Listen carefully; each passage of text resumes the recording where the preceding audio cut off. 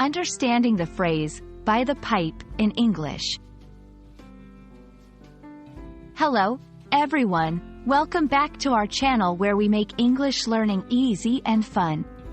Today, we're going to explore a rather unique phrase, by the pipe. This might not be a phrase you hear every day, but it's interesting and can add flavor to your English. So, let's dive in and unravel its meanings and uses. Firstly, let's look at the literal interpretation of by the pipe. This phrase can be taken at face value, meaning physically near or next to a pipe. This could be a water pipe, a smoking pipe, or any cylindrical tube-like structure. For instance, he was standing by the pipe waiting for his friend. Now, let's explore the more figurative or idiomatic uses of by the pipe. In some contexts, this phrase could be used metaphorically. For example, it might refer to something that is done in a traditional or habitual way, akin to saying, by the book.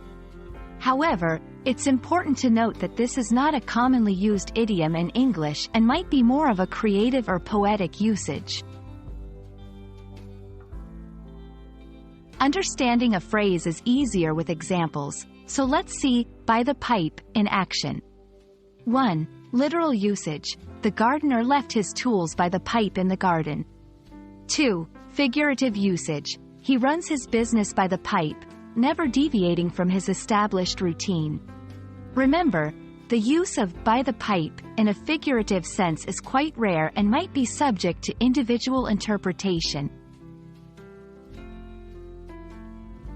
Occasionally, you might encounter variations or similar phrases, such as down the pipe or up the pipe. These have different meanings and are used in various contexts, like down the pipe in sports referring to something coming straight towards the player. That's all for today's lesson on the phrase, by the pipe. Whether used literally or creatively, it's a phrase that can add character to your English.